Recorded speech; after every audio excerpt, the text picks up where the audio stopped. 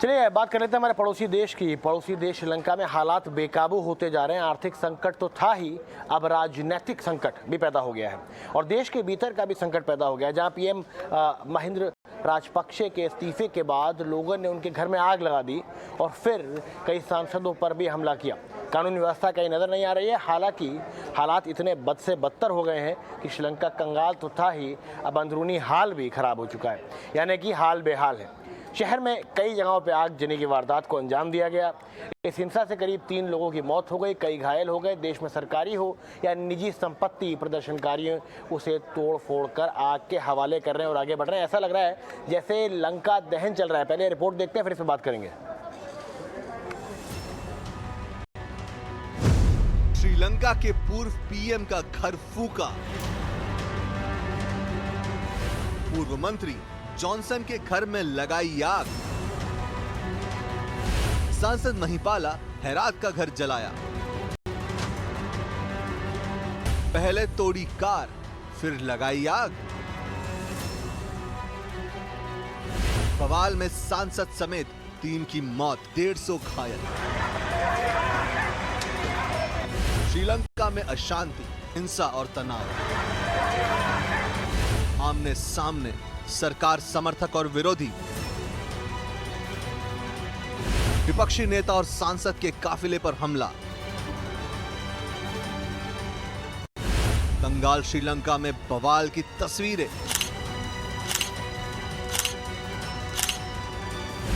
Bulldozer से राजपक्षे समर्थकों पर हमला।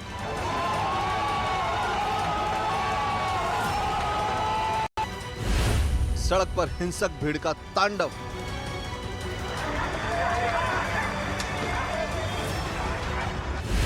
पक्ष के घर पर जानलेवा हमला।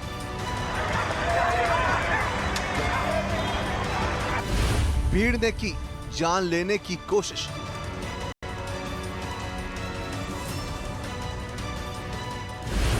श्रीलंका में सड़क पर हिंसा तंत्र।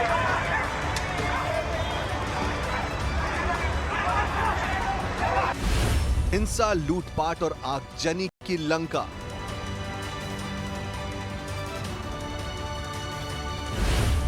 श्रीलंका में खत्म लोकतंत्र।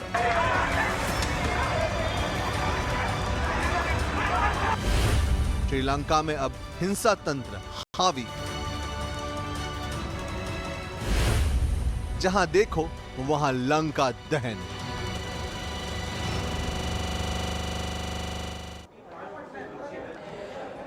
चलिए, ये जो तस्वीरें हैं वो दिल दहला देने वाली हैं, परेशान करने वाली हैं, चाहे वो हमारे देश से नहीं, पड़ोसी मुल्क से भी आ रही हूँ। इस पर और बातचीत करेंगे, तो समझने की कोशिश करते हैं। देखिए, रोबिंदर सचदेव हमारे साथ फॉरेन एक्सपर्ट जुड़े हुए हैं।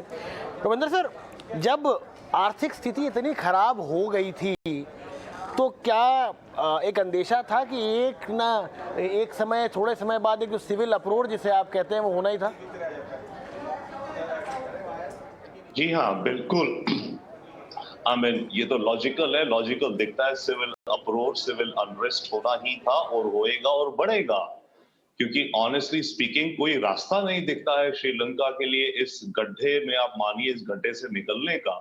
तो आने वाले वक्त में जब लोगों के पास पैसे नहीं होंगे, और पैसे भी होंगे तो सामान नहीं होगा, महंगाई इतनी होगी, तो सिविल अनरेस्ट तो अनफॉर्चुनेटली बहुत बढ़ेगा। लूटिंग होगी, लोगों को जब खाने नहीं मिलेंगे, पेट्रोल की लाइनों में या किसी भी चीज, चीनी की, गेहूं की, डीजल की लाइनों में लगेंगे, नहीं मिलेंगे तो गुस्सा आएंगे।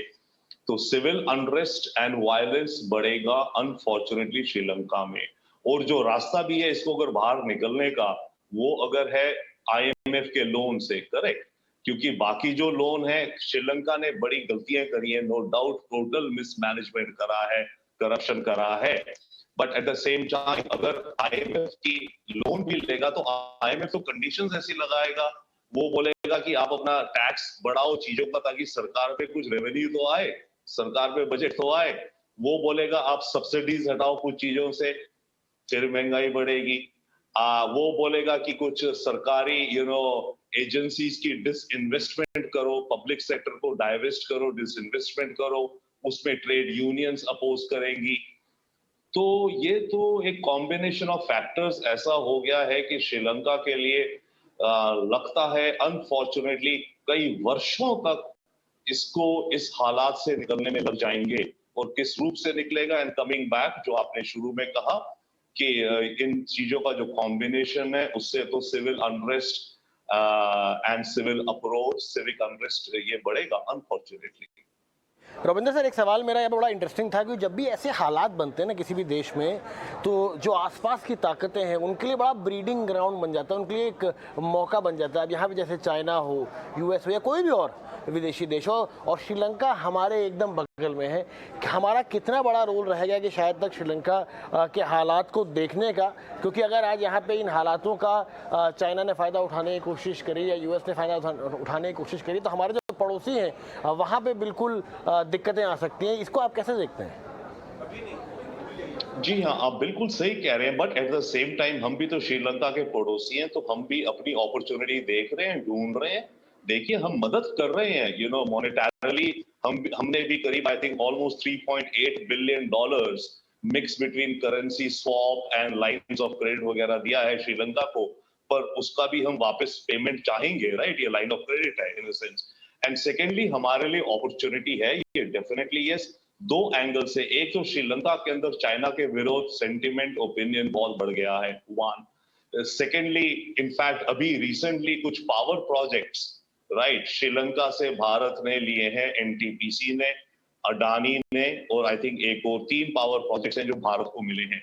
तो हम भी अपना, ऑफ कोर्स, इस अपॉर्चुनिटी में हम भी अपना फायदा देखेंगे। हर देश अपना नेशनल इंटरेस्ट देखता है, तो हमारा नेशनल इंटरेस्ट भी है डेफिनेटली कि श्रीलंका में हमारी एंगेजमेंट्स बढ़े, हमारी नजदीकियां बढ़े, और सेकेंडली इक्वली इंपॉर्टेंट कि चाइना की नजदीकियां श्रीलंका के ऊपर ना बढ़े। और नजदीकी तो छोड़ो, चाइना ने तो एक तरह से श्रीलंका को अपनी मुट्ठी में कब्जा लिया था, ओके? तो वो जितना लूजन होगा, जितना पॉलिटिशियंस के अगेंस्ट जा रहे हैं, आज जो घर जलाए जा रहे हैं प्राइम मिनिस्टर के, और करीब आई थिंक 30 या 40 मिनिस्टर्स के घर भी जला दिए हैं कल। तो जो श्रीलंकन एलीट है इस समय, पॉलिटिकल एलीट, जो चाइना की तरफ ज्यादा टिल्ट कर रही थी, तो वो तो उसको अब रिवाइज करना पड़ेगा अपना सिचुएशन, अपनी पोजीशन। बट हाँ, फिर भी वो चाइना के साथ रिश्ते रखेंगे, बट ऐसा है कि अब इन्हें अपने को ओपन करना पड़ेगा, क्योंकि चाइना अभी तक श्रीलंका क्या कर रहा था, ये कमर्शियल लोन्स पे जा रहा था। पिछले 10-12 साल से इन्हें था अपने सॉवरेन बॉन्ड इशू किए जा रहा था।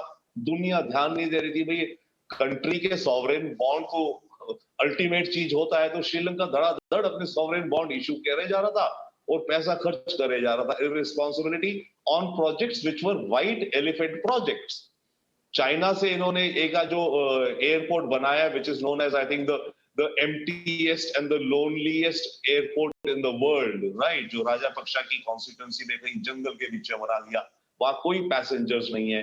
तो ये जो ego projects and white elephant projects थे, जिसमें ऑब्वियसली इन्होंने करप्शन भी करी होगी, कोई इतने बड़े प्रोजेक्ट्स में पैसा तो गया होगा राजापक्षा फैमिली को या जो भी इन्वॉल्व होंगे किसी ना किसी को, right? But at the same time वो लोन रीपे करने हैं आपको।